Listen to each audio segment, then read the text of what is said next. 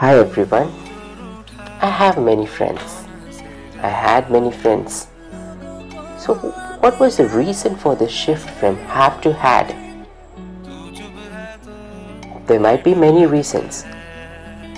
Obviously, one of the reasons that you are going to say is that life was hectic and there was so much of work. I was so much busy with my works and I had no time for my friends or to maintain my friendship.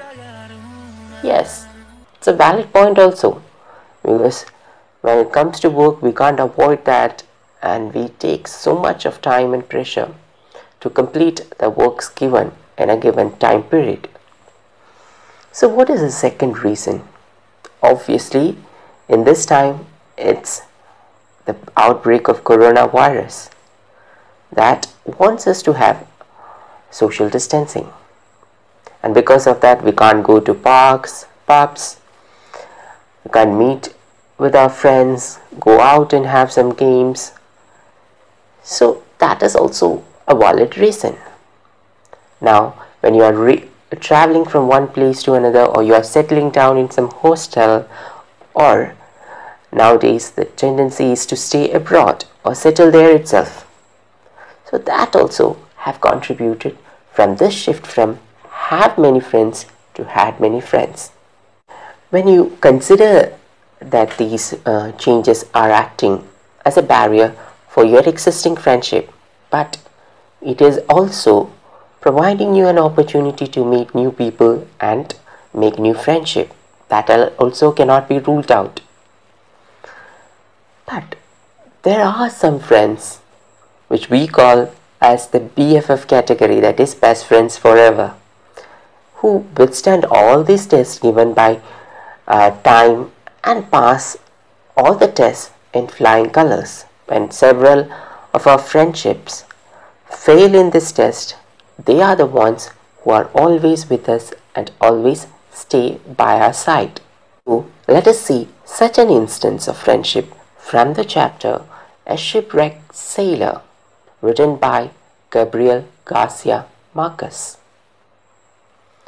The fourth session of this chapter deals with the theme of friendship. Not just any kind of friendship, but the BFF type.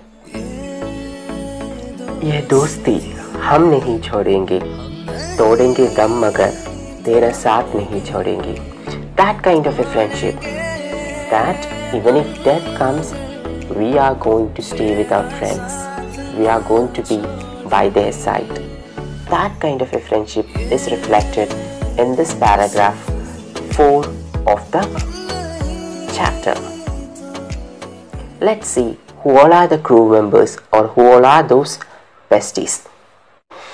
So they are Castillo, Carabello, Luis Rengifo and Ramon Herrera. So this is a 5-member crew including our Velasco, the narrator. To understand this in a better way, we have to understand a little bit about the life of a sailor. How is their life? We don't know much about this profession, except we have seen a glimpse of it here and there in the movies, and we think that that's it. But that is not the real life of a sailor. Their life includes a lot of hardships. They have to be always fit, and the job requires them to be so. In this situation, let's take the current scenario. If you have some symptoms that tells you that you are affected with COVID-19, you go and get your test done. You see the doctor and you confirm it. If you are tested positive, you get admitted in the hospital and soon regain your health. But what about the sailors? If they fall ill, who is going to take care of them? They can't afford to go to a doctor also, because they are in sea. How can they go and see a doctor? So their life is full of hardships, and you must understand that.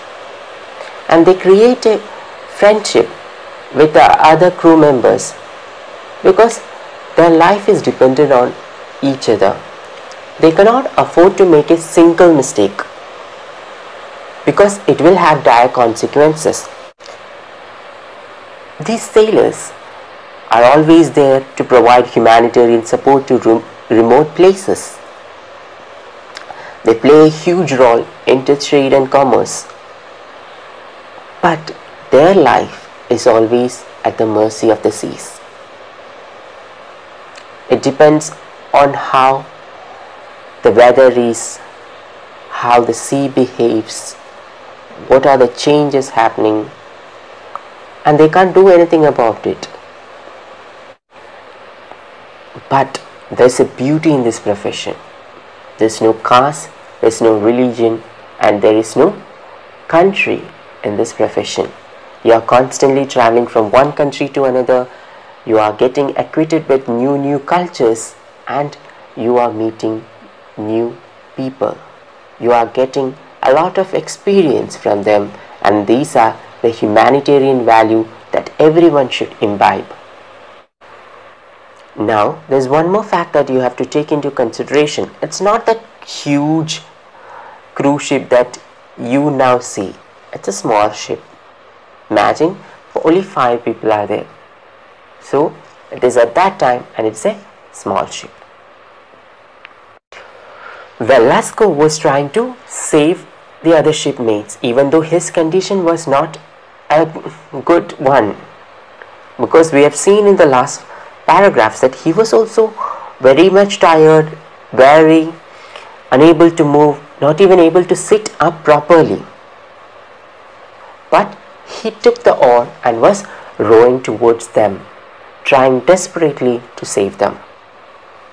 That kind of a friendship is what we need. And we see how Caraballo and Castillo was helping each other to remain afloat. On the other side, we see Luis Rengifo, who had stripped off his clothes so that he can swim in a better way. But swimming towards the raft is made difficult because there are floating cargoes in between. They act as a hindrance for the smooth swimming towards the raft. And he had stripped off his shirt so that he can swim in a better way. He was still holding on to the headphones, maybe to ensure that after getting into the raft they can communicate with someone for help. Some of them are having life jackets, some of them lost their life jackets, so the situation was a dire one.